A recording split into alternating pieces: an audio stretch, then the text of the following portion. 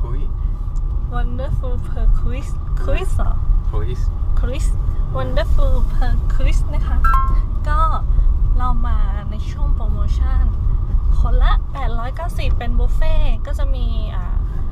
อาหารนานาชาตินะคะ เดี๋ยวจะไปถึงจะถ่ายให้ดูว่ามีอะไรให้รับประทานบ้างนะคะ ก็เดี๋ยวเราไปดูกันเลย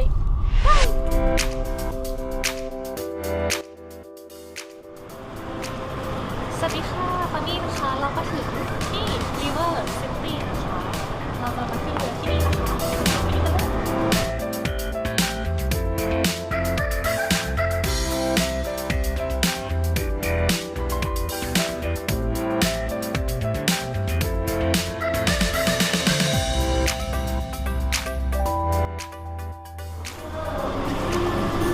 เราเช็คอินตอน6 โมง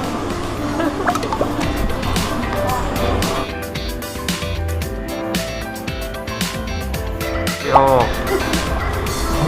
What's up follow me on Gram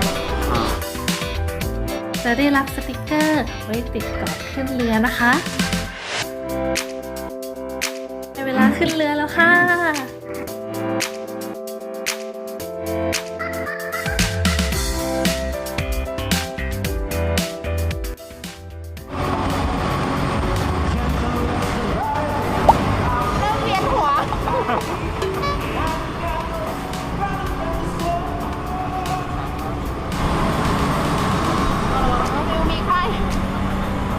จริงเหรอ ฟิวมีไข้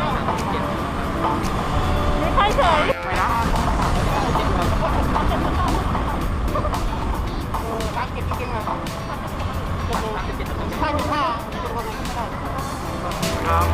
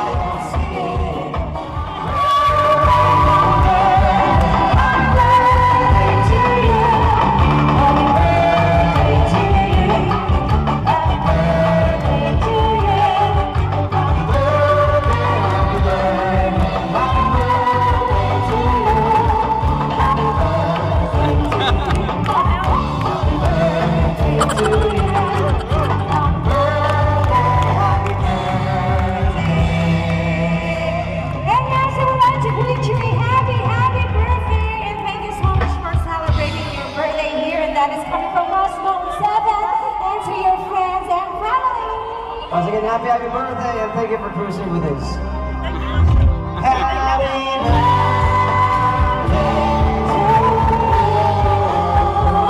That's all for tonight, everyone. Thanks for cruising. See you next time.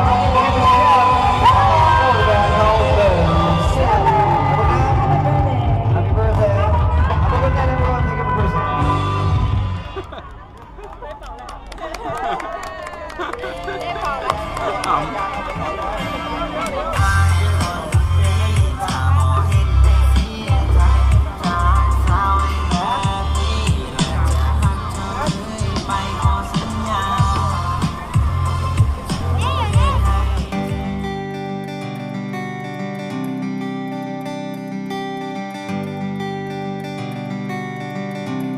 ค่ะตอนนี้เราก็กำลังกลับบ้านแล้วนะคะ